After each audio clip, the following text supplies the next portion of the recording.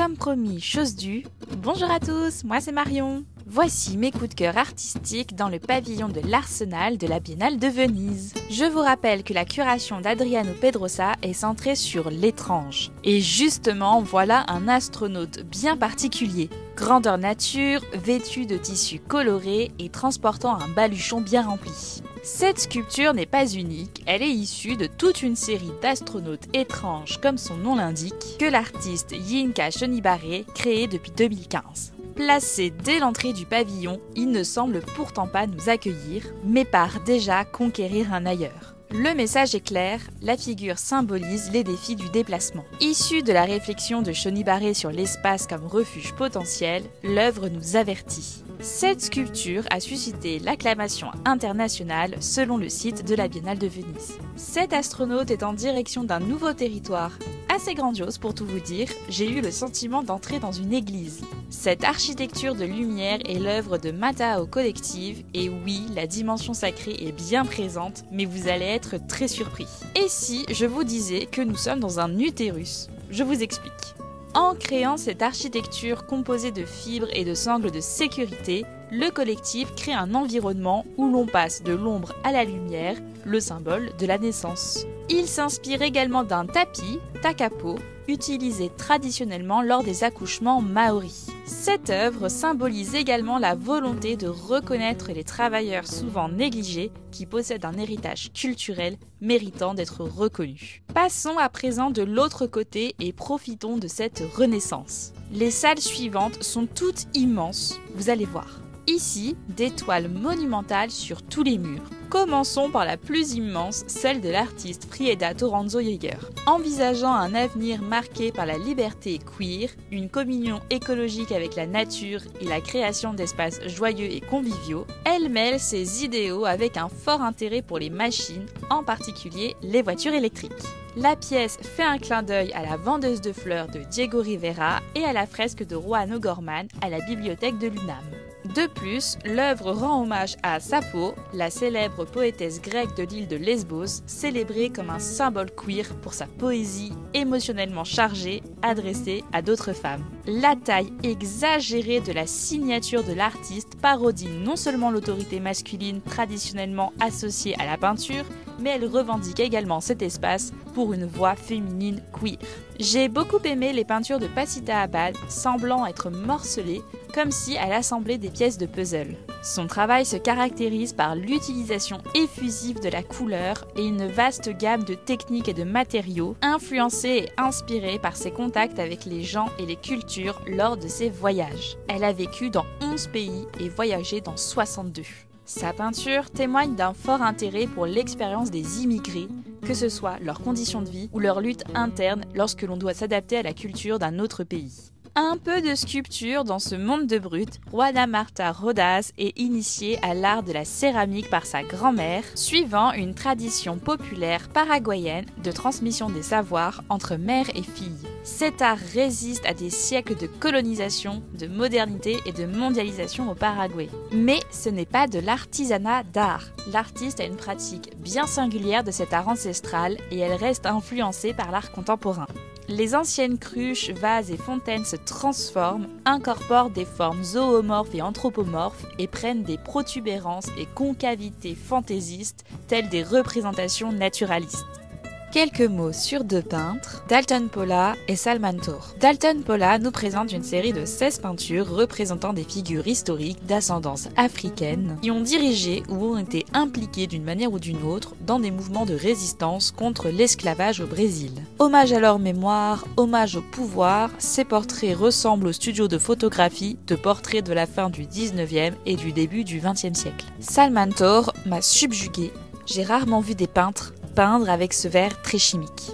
Cette toile me rappelle le film de Mohamed Bourouissa intitulé Généalogie de la violence que vous pouvez voir en ce moment dans l'exposition Signal du Palais de Tokyo. Ici, Salman Tor représente des scènes de vie urbaine queer qui explorent les désirs et les espoirs propres à son histoire personnelle d'immigration.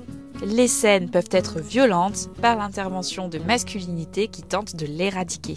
Mélanger la sculpture et la poésie, c'est ce que nous propose l'artiste Greta Schod qui se positionne comme une poète visuelle.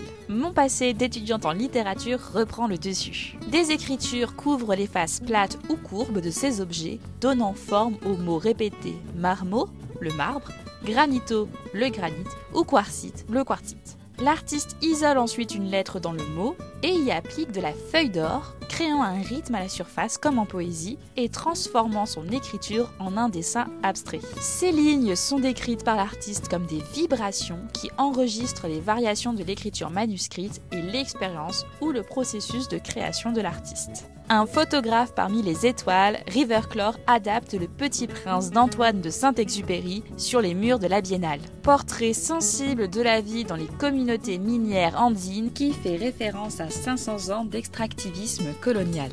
L'artiste montre aussi ses prouesses performatives à travers ses photographies parfois surréalistes. Une personne photographiée peut devenir un acteur ou une photographie documentaire peut devenir un plateau de cinéma. Je ne m'arrête plus, j'ai aussi très envie de vous montrer les œuvres de Omar Mismar parce que cette fois, il touche en plein cœur mes 7 années de latiniste. Tout en s'appropriant les codes de l'art grec et romain, il la rend également très contemporaine en représentant ses héros guerriers en scène homo-érotique et en représentant des rapports de force inversés.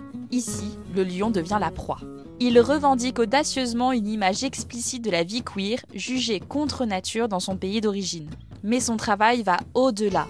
En intégrant des anachronismes dans certaines œuvres, l'artiste évalue les conflits actuels avec ceux du passé pour mieux comprendre ceux que nous traversons. Ces grandes toiles suspendues semblent se confondre entre toile, broderie, design et installation. Agnès Waruguru, l'artiste, mène ses recherches en s'inspirant du livre Vagabond de l'écrivaine Elogusa Osunde. Une partie du livre tourne autour des relations entre la vie spirituelle et la vie quotidienne dans les grandes villes, entre ce qui est visible et invisible. L'artiste nous amène à réfléchir sur la manière dont ces matériaux vont vieillir. À quels écosystèmes appartiennent-ils ? Lesquels de ces matériaux, vus dans le contexte de la Biennale Arte, peuvent être considérés comme étrangers ? De quelle manière ces matériaux peuvent-ils être associés à la vie et à la mort ? Cette scénographie très immersive et totale est l'œuvre de l'artiste Bouchra Khalili et s'intitule The Mapping Journey. Pendant 3 ans, l'artiste s'est déplacé le long des routes de migration méditerranéenne avec des réfugiés de toutes origines. 8 vidéos en plan fixe sur une carte où une main tenant un marqueur permanent trace en temps réel une expérience et une route migratoire qui a duré parfois plusieurs années. À la fin de cette installation, des sérigraphies reformulent poétiquement les voyages narrés sous forme de constellations d'étoiles, faisant référence à l'astronomie mythologique. L'artiste invite les spectateurs à se projeter activement dans la constellation pour imaginer collectivement d'autres façons d'appartenir. Plus loin dans ce pavillon, une vidéo très immersive aussi m'a marqué. La vidéo d'Ana Segovia met en vedette 2 charros, des cow-boys mexicains, portant des costumes traditionnels avec des couleurs modifiées conçues par l'artiste. Ils se giflent, ils se claquent les mains, ils se secouent. Pourtant, toute cette violence n'est qu'apparence, puisque l'on y décèle également une grande sensualité, certainement due au plan resserré sur certaines parties du corps. La relation entre ces 2 hommes est à la fois violente et passionnée.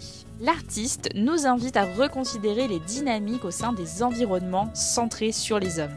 Dans ce film, l'artiste incarne un charro mexicain, symbole de masculinité.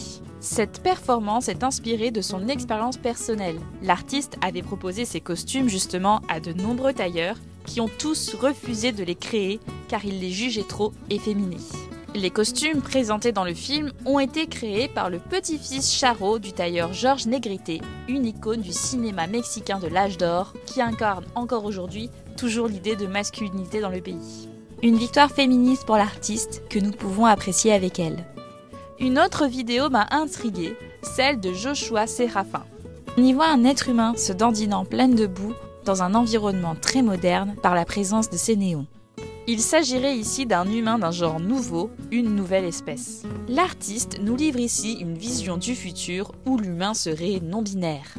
En dansant dans un espace toujours changeant, l'artiste imagine un monde nouveau et l'introduit en le créant lui-même à travers le geste, l'expressivité et le mouvement. La boue serait la matière de construction de son nouveau monde, ainsi que de son nouveau soi. Merci à tous d'avoir regardé cette vidéo. N'hésitez pas à me dire en commentaire l'artiste que vous avez préféré. Dans la prochaine, je vous parlerai de 3 œuvres architecturales qui m'ont marqué dans ce pavillon de l'Arsenal. N'oublie pas de t'abonner et de liker cette vidéo pour soutenir mon travail, et à très bientôt!